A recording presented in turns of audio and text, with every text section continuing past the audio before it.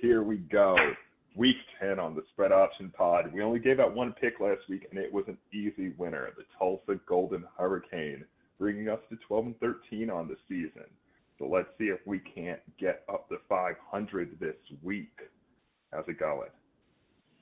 I'm battling multiple illnesses, but I'm still alive. So. Oh, well, you know what? I think everyone at this point in the season is injured. It's just a question of how much. That's right. Yeah, I got a sinus infection. I'm dealing with back spasms, and I'm breaking out in hives. That is difficult. That is definitely a difficult row, especially with the hives. Yeah. Especially with the hives, because people look at you like you're different. They're on my back. They're on my face. Oh, lucky break that. Okay. All right. So we've got a couple of picks today. Who did you want to start with? Why don't we go with Friday Night Lights? Okay. So tonight we were looking at. Did you say you wanted Rice? No. You want UNC, right? Oh, right. Oh, Mylene. Yeah. Oh, yeah, Mylene. I just like UNC in this spot because Syracuse hasn't won a game since Angeli got hurt. I'm pretty sure they haven't even covered a game since Angeli got hurt. And now they're laying 2.5 to UNC just because Pablo Torre finds out. Like, get out of here. Give me the Heels. The Heels will probably win this game tonight.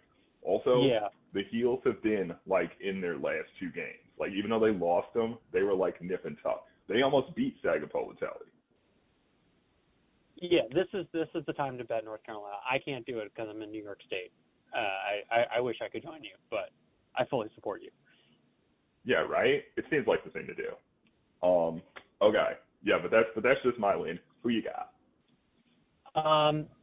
So the game I like the most this week, unfortunately, has the ranked Trojans are in this. So we've been trying not to give out picks with any ranked teams this year, but I like this spot. So what are you going to do? I'm going to violate the rules here. So I'm taking USC on the road at Nebraska. Right, it was 6.5. Looks like an ESPN bet. It's 4.5 right now. 4.5 now? Yo. Yeah. Yo, the Huskers are not going to win this game. Eat my ass. No. So, like, I think a lot of people are thinking, USC, since it's joined the Big Ten, has not done well crossing the Rockies. They're ranked. They're favorites. This is a really bad spot for them. But a couple things here. Number one, this is USC coming off the bye, right? So hopefully they did some additional prep for the road trip. Number two, this is at 7:30 Eastern, so this is not a body clock game. And third, if we look at Nebraska's opponents so far, who's the best passing team that they've faced? I guess you would say it's probably Cincinnati, but Cincinnati early in the season was not. They've rounded into form throughout the year. But I guess Cincinnati is the best passing team. I mean, who would even be close to number 2 between Michigan State, Maryland, Minnesota, and Northwestern? I mean, in terms of the quarterbacks they face, Mayave has to be the best quarterback they face. I mean, maybe Preston Stone last week, but it's Mayave's not even gotta the be best quarterback. They're the number 1 offense in the country, right? If we look at these offenses, they're all below top 50 offenses.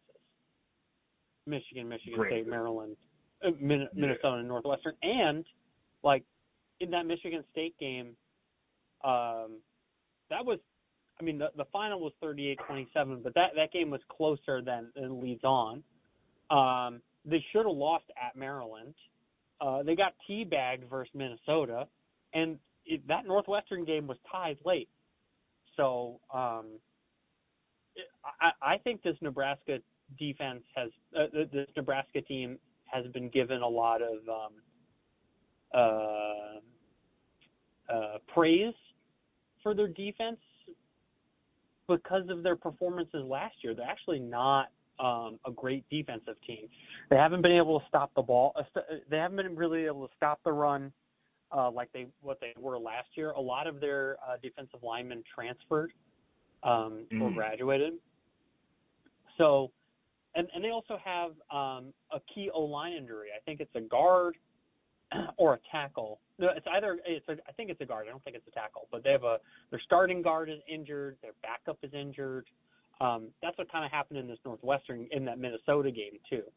That has some offensive line injuries. So, yeah, I would imagine they might move the ball a bit on USC, but this USC team their defense is better than it has been. It's probably not a top 30 defense, but nor is Nebraska that physical. They have a decent running back, but I just don't think that Nebraska is going to be able to man ball them to death.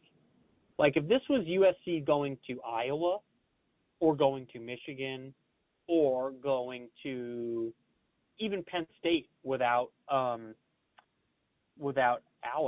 I'd be more worried about it than this Nebraska team. I think this is an average team here in the Cornhuskers.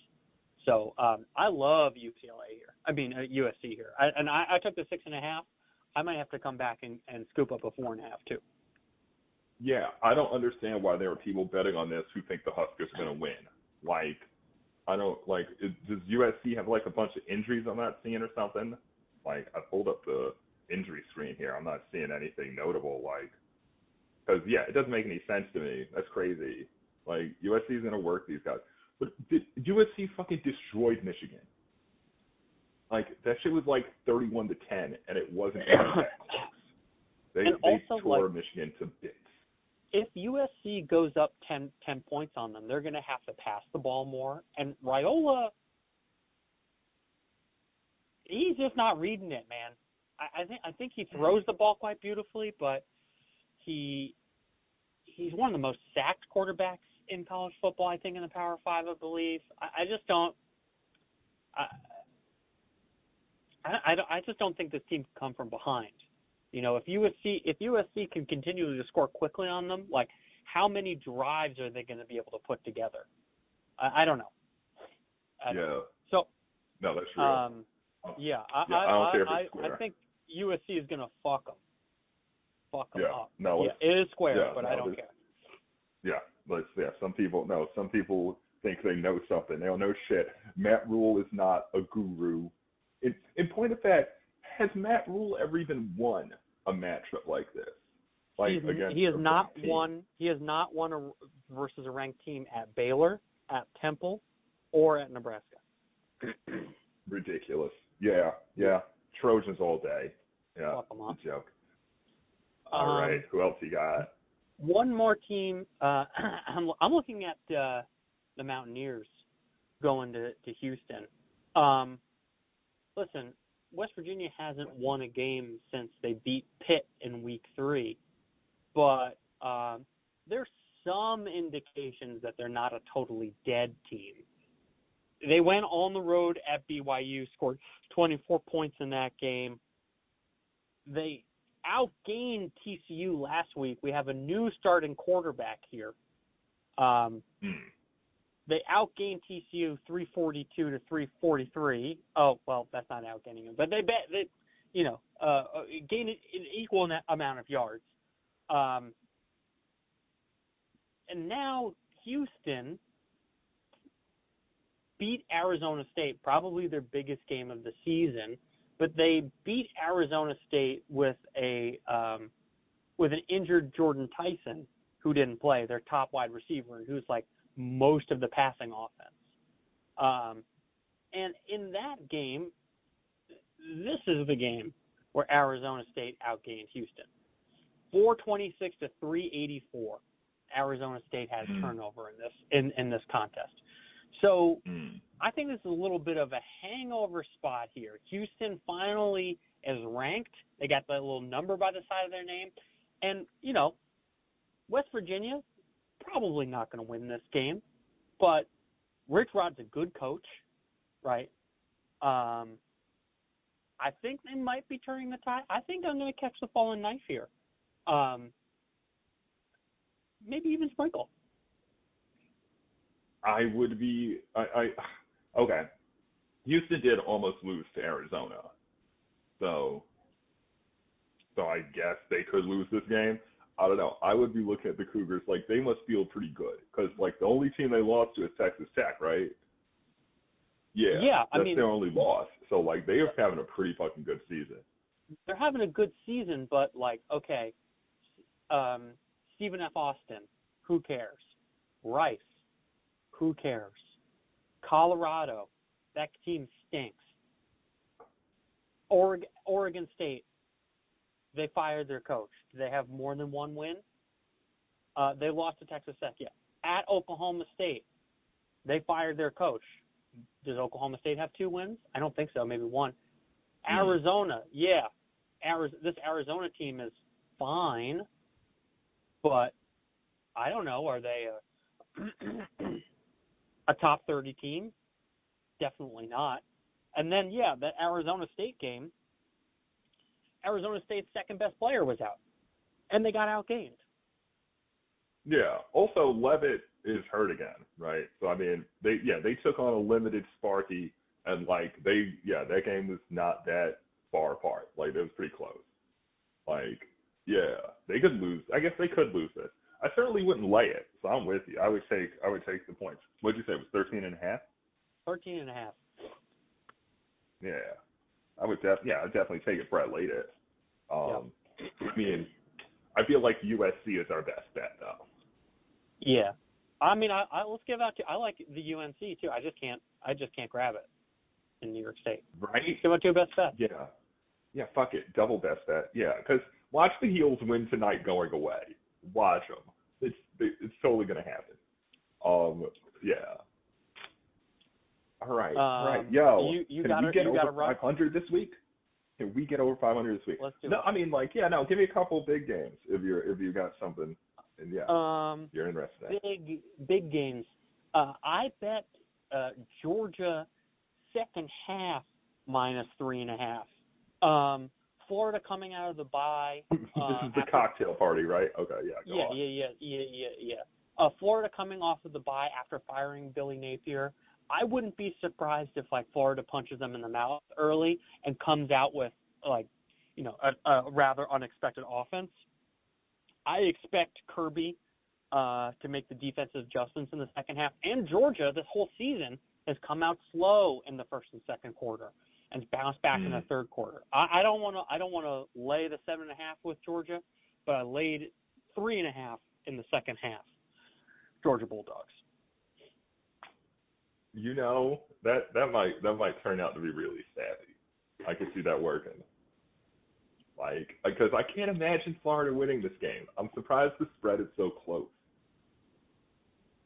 Yeah, I can't imagine Florida winning this game either.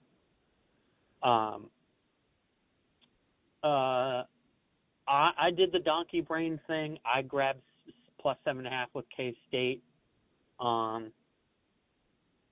Texas Tech might fuck them up, but Baron Morton's been injured. He's started some weeks, hasn't started some weeks. Their backup is out.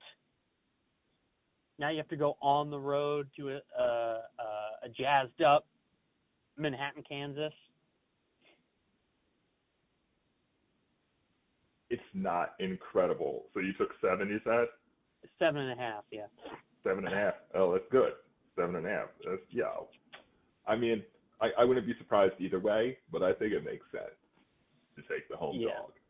Yeah. I also grabbed Cal versus Virginia. Cal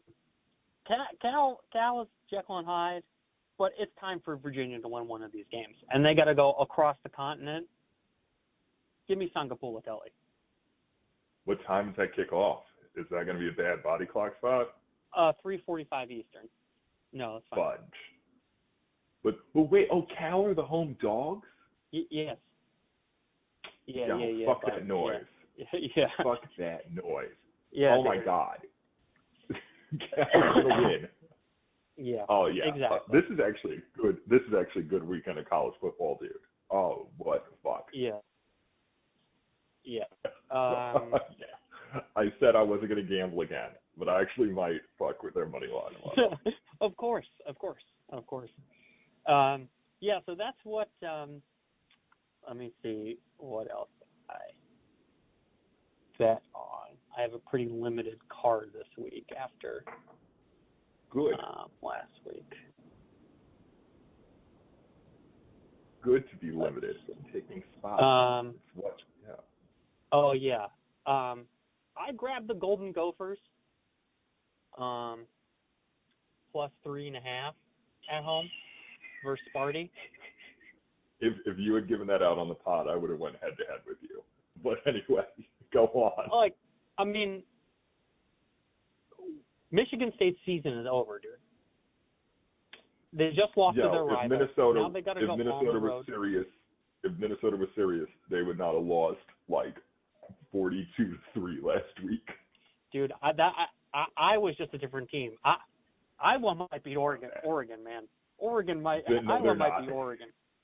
No, they're they not. might. Now, we're just going to leave that off to the side. No, the Gophers are just a much better team at home, aren't they? So maybe you're right. Maybe lay it. But, like, also the Gophers are very beatable.